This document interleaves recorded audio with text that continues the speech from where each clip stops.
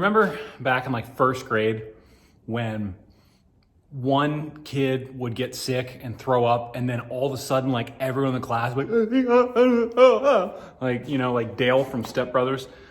I feel like that is this car. I feel like we should name this car Dale, because after the second track day, it decided it wanted to throw up. What did it want to throw up, do you ask? Well, manual transmission fluid, gear oil, brake fluid, maybe. Not back on that yet. That may have just been a dry heave. I'm not sure.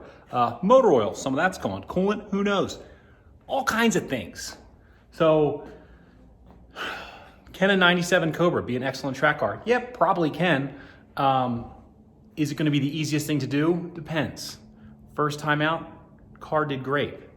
Second time out, not so much. But let me show you currently the biggest issue. Before I do that, now, let me show you the biggest issue first. Number one, biggest issue is right down here on the ground, and that is tires.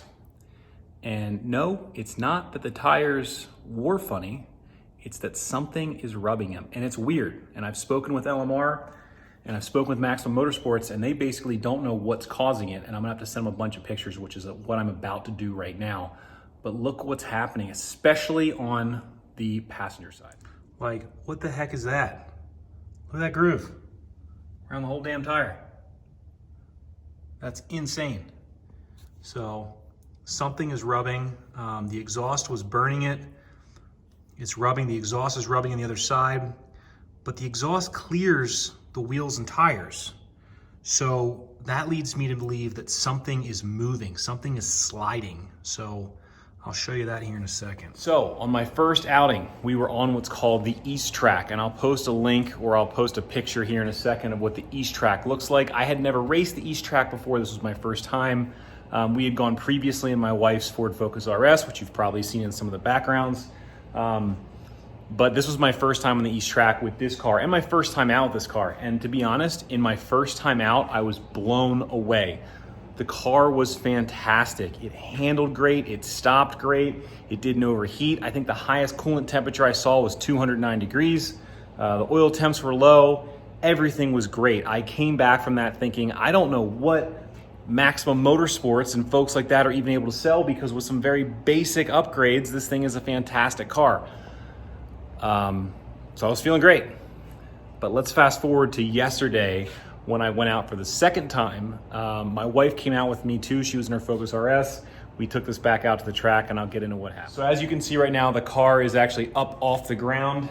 Never a super great sign after a track day. So a couple things went wrong. Number one, this is minor. We'll start with a minor and we'll work our way into kind of the bigger issues. So number one, one of my Pro Sport gauges decided it did not want to be silent. So when it hits a certain set temperature, which you should be able to adjust, an alarm comes on, which is a very nice feature. Unfortunately, my alarm came on for my coolant gauge at 209 degrees, and the gauge will not let me turn it off. So that's super frustrating. I just need to send the gauge back to them, I guess, and try and get it fixed, because the other two gauges work great. I can hit the button, but you hit 209 degrees pretty quick, and especially on this quicker track that we were on last time, which was the other course, the West course, and so it was beeping the whole time. So that was one thing, but that's not a super huge deal. The bigger thing is underneath the car, which I'll show you now. So if we get down low here, I'll start to show you some of the issues. Number one, if you look on the inside of the passenger side tire, see all that shininess? And if we look up here, that's rubber. The exhaust pipe was actually rubbing on the tire. Now there's kind of plenty of gap in there right now, and I even went so far as to make up something to kind of keep it from wandering, because I noticed this on the street, but it's still rubbing, which is leading me to believe that the actual entire rear end, without a panhard bar, under really hard cornering, is sliding back and forth, and especially in this direction, allowing it to contact the tire. So that sucks. I think I gotta give a panhard bar on this, maybe tweak the exhaust a little bit and try and get that to stop. So now you start to see the fluid. So seeing fluid under your car is never a good thing. So we've got fluid kind of dripping everywhere. It's splashed all back there. That's all ATF. If you look up, not on this side, not on the driver's side, but if you look on the passenger side up here, you see that little bulb looking thing that my finger's on? This is actually a vent, and it's cracked on the end. They call it a balloon style vent. So I'm pretty sure what happened is everything got heated up, and basically this thing was on its way out. It's loose and basically just blowing ATF out the breather, which is bad because it covered all kinds of stuff, which is not good. So I was able to go on eBay, get a new one of these. I'm gonna try and clean everything, yank this out, and it's hard to see, but trust me, it's cracked, and replace this and see if it's just a bad, broken vent. If that doesn't work, I will run a custom remote bleeder somewhere, remote vent that gets it out from under here and gives me a little more volume, just something. So that's another issue. Now let's go to the back of the car. So working our way back, I was kind of hoping that the fluid I was seeing back here was all ATF, and for the most part it was. Okay, now if I get you back by the brakes, it's hard to see probably from this angle, but on the passenger side, one of the calipers, there is actually some fluid leaking, and when I took a rag and I wiped it. First glance, I started dabbing for fluid because, as you know, ATF is red. Brake fluid, gear oil, brake fluid should be clear and almost like a dry feeling. Gear oil should be clear when you get it, but it often turns dark.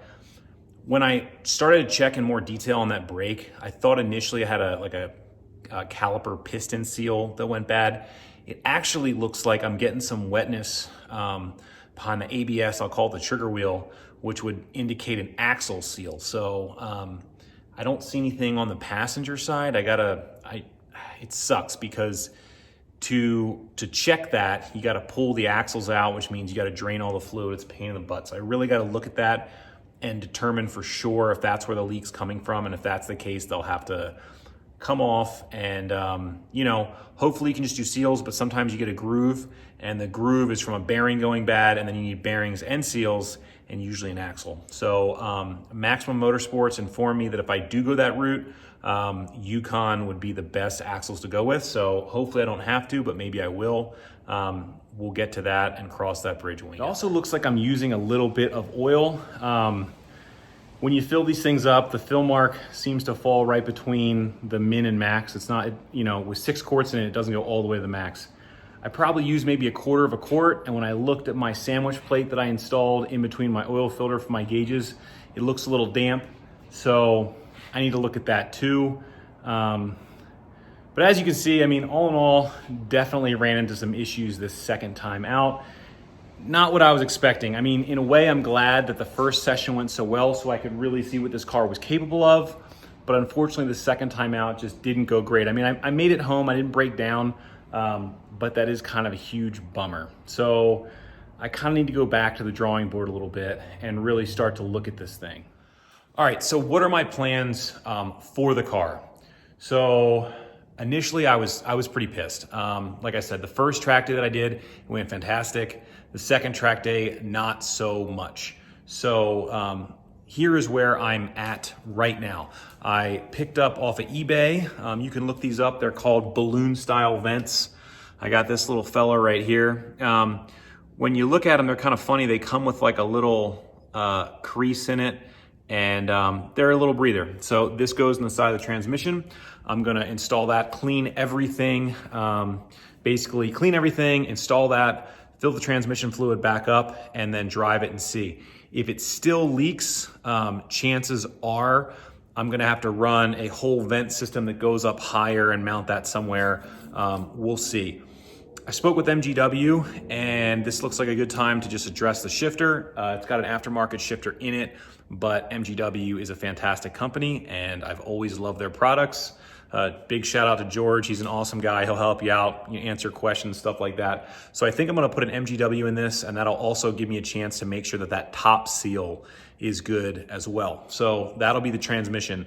I checked the brakes. I think the brakes are good. I'm gonna also clean off around the sandwich plate and see if that still leaks. I mean, maybe it's just gonna be a small leak point. Maybe next time I change the oil, I need to re-torque the sandwich plate. We'll see. If it leaks real bad, I'll drain the oil completely. I'm gonna go to the muffler shop. The muffler shop that installed my over axle pipes, I'm gonna have them try and fix this. Worst case scenario, I might just run dumps, and that'll totally get that will totally get the exhaust away from the axle, but I kind of hope that I don't have to run dumps just because that might add more noise inside the car, and I've heard some racetracks require you run full exhaust. So, we'll see what we can do there, but we'll get that taken care of. And then for the gauges, so right now if we walk over, I've got everything pulled apart here. And I've got the gauge sent out. I was getting so many I was getting so mad basically because those gauges were intermittently working. The other two working perfect. The coolant temperature gauge, that one was intermittently working. The gauge itself was working, but the alarm set and silence button was intermittently working. So I got that sent out to Pro Sport, and I'm hoping that they can get that straightened out. So talking about what I'm planning on doing, the other two big things that I need to do, one are full length subframe connectors. I need to do that. Maximum Motorsports, who I'm using to help me build this. I don't have a sponsorship or anything like that. I'm buying all the stuff on my own, but I'm using their products. They highly recommend full length subframe connectors, and that should drastically improve the rigidity of the car. Also, if you track it hard without subframe connectors, the way the seat is attached to the floor, they tell me you can actually rip the floor pan. So that's pretty crazy. So the subframe connectors actually add seat bracket mounts to increase rigidity. So I will do that. The other thing I will do most likely is a panhard bar. And for those who are not familiar, a panhard bar allows you to center the rear axle underneath your car. And it also helps keep that centered. So right now the upper and lower control arm bushings have compliance in them side to side. As you corner hard, that's really all that's there, so you've only got a couple things there. You've got your shocks, which are not really meant to take side to side load like that, although they do a little bit. And then you've got your bushings for your control arms.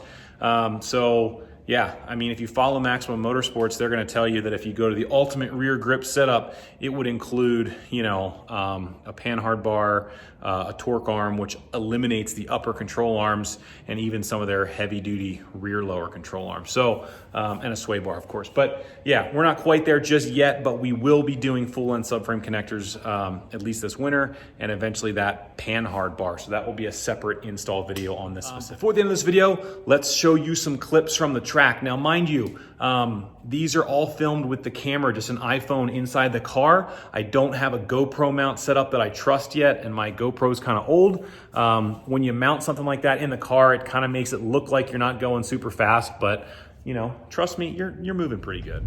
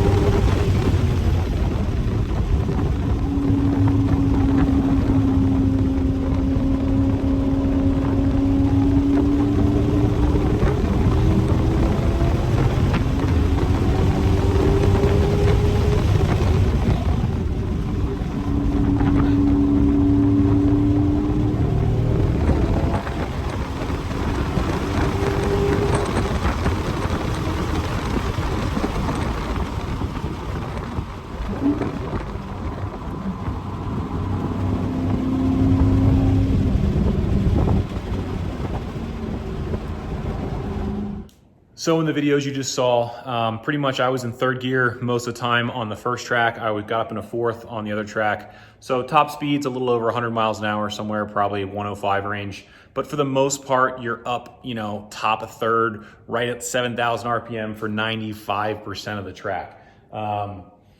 So yeah, oh, the other thing, I'm gonna install a catch can and I'm gonna figure out a way. Let's walk over here real quick. I'm gonna put this guy back on. So I'm gonna put this guy back on right here. That's my strut tower brace. That was hitting the caster camber plate. It's gonna clearance that. And then I've also got just a cheapo catch can, and maybe it's a blow by oil issue I'm having. So I'm gonna install this guy, put that on there.